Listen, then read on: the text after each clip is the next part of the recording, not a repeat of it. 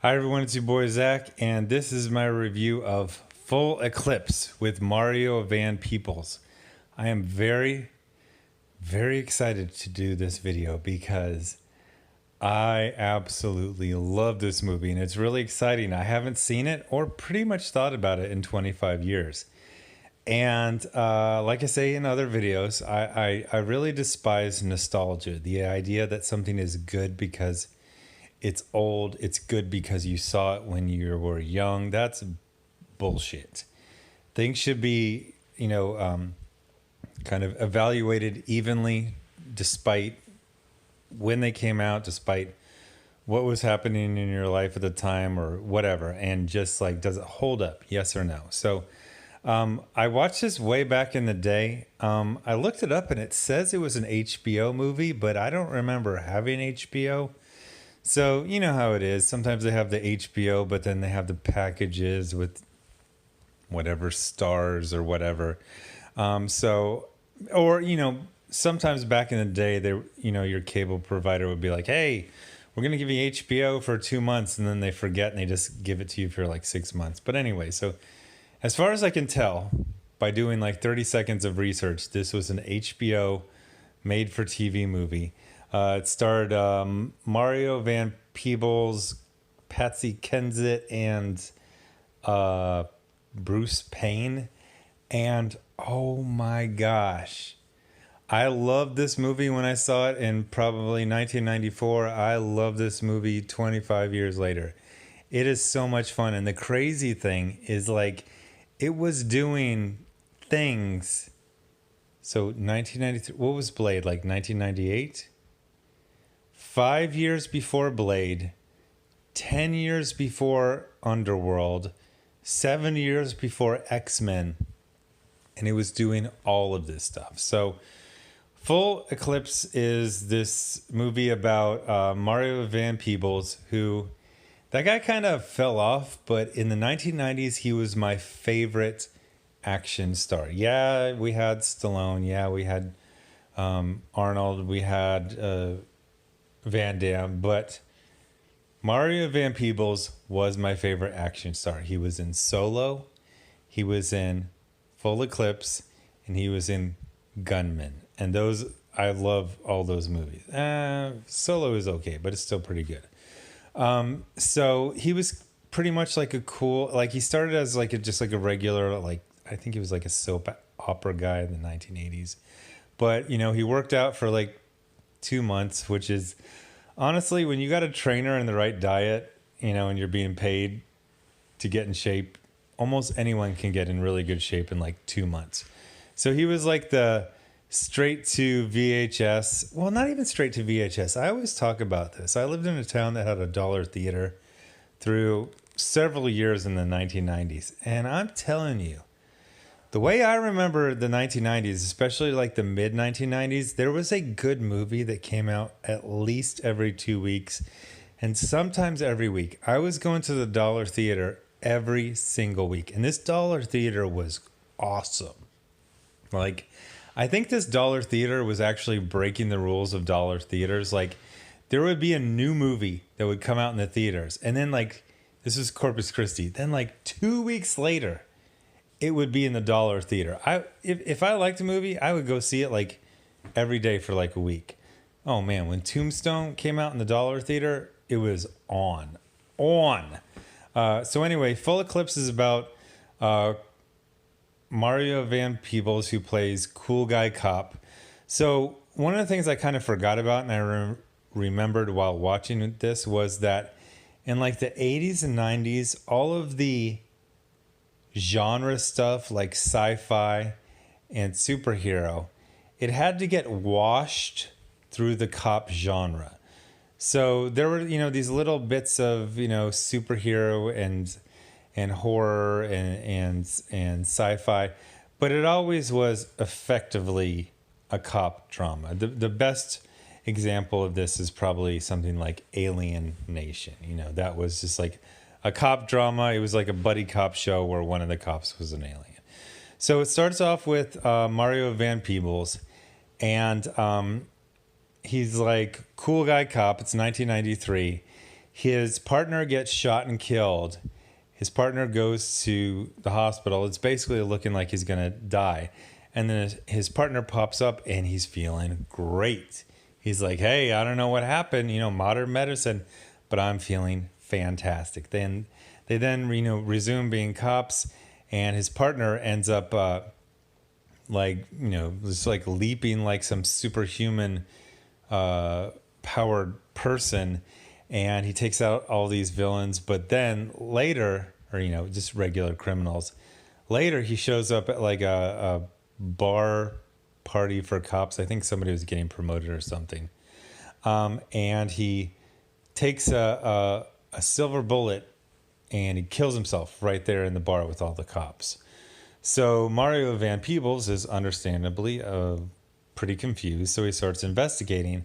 So there's this, he gets invited to this group that at first it sounds like a encounter group, they used to call it back in the day, group therapy.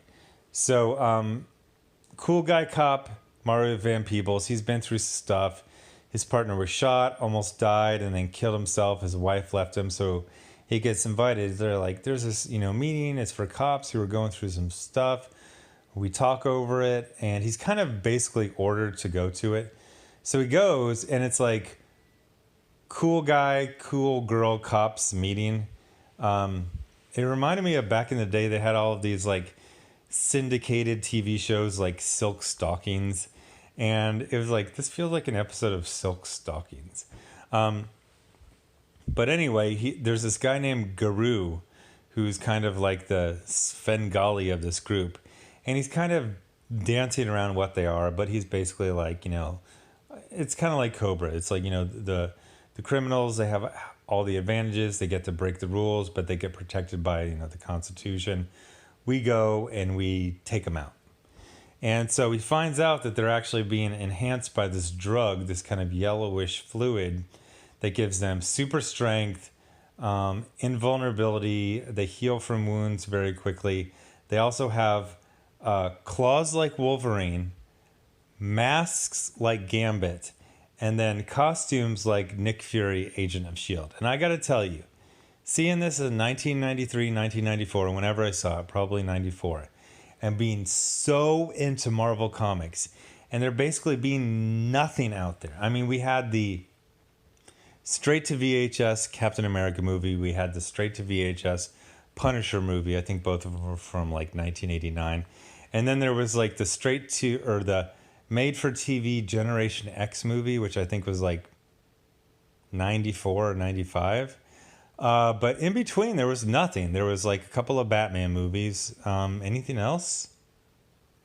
I don't remember anything else. So getting something that was kind of X-Men-ish, sort of.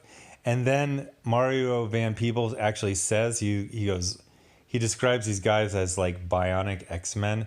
And they actually have like Wolverine claws. They have Gambit masks. They have Nick Fury costumes. Like, it was freaking cool. So this is where it gets really, really interesting. And I was even like, what did I say? Not full disclosure. I watched this on YouTube. I watched this on a YouTube video. And I watched this on a YouTube video because there is no way to stream this at all. And I found out, like, I looked it up, like, there's been a DVD release like 15 years ago, and there's been like nothing else. As far as I can tell, no one is actually protecting the copyright or trademark for this movie. So it's kind of like, Wild West. It's just open just to watch it. Again, that's not an endorsement. It's just the reality of the situation. So, on my other channel, I talk about comics and I make comics. I'm like, I kind of want to find whoever owns the rights for this and get the rights. So they got this guy, Guru, and he's basically a werewolf who has given himself some gene therapy. So he doesn't turn into a werewolf that much, but he has the strength and speed. He can also draw fluid out of his freaking brain, give it to other people, and then they have the same powers temporarily. If they're regular humans, it ends up being an addiction and it's debilitating and, things like that. So, Guru is a very, very interesting character because he talks about being hunted his family being hunted because they're werewolves. But then he talks about going to America, and he says, I felt very grateful for being in America. I wanted to help, so I became a cop. So he's been a cop for I think 80 years. He's been in America since 1910. And he helped track down Capone. So what he does is he goes to different cities, and he basically, and this is in kind of the pre-internet era where it was hard to look up, people. So he would go to Dallas or Chicago, and he would, in some way, shape, or form, ingratiate himself to the local police department, where they would basically give him his own unit, and basically, you do your own thing. It's like wink, wink, nudge, nudge. You get results, so we're not gonna look that much. So he has this kind of zombie squad, as they would say in Cobra with Stallone, and it's these police who have been very their personal lives have been affected by crime. They've lost loved ones, so they're all into using this performance enhancing drug to take out criminals. There's a really cool scene where Mario Van Peebles is being recruited, and you see them dress up in their X-Men gear, and they go take out this, party of all these, I think they were gun runners. Honestly, the action isn't that great. You can kind of tell it's low budget in the action. There's a lot of talking scenes. There's a lot of, gels on lighting to make it look comic booky, but there's honestly not that much action in it. And the action in it is pretty simple to do. It's pretty basic cable, low budget type of stuff to do. But Mario Van Peebles' character, whose name is Max Dyer, he ends up joining the group. He actually gets forced into it. Patsy Kensit shoots him and then gives him the drug, and then he's kind of hopped up on it. So they go take out some criminals, but he's a good guy. So he's like, obviously everyone pays the price for something. If you're giving me drugs, there's going to be an addiction. There's going to be, negative consequences. So, but getting back to the thing I kind of skipped over, Groove is very interesting. He does villainous stuff. He assaults people. He gets jealous about Patsy Kensit. He assaults her. He kills cops. But his big plan is just to stop crime, to prevent people from being killed. And that's his big dream.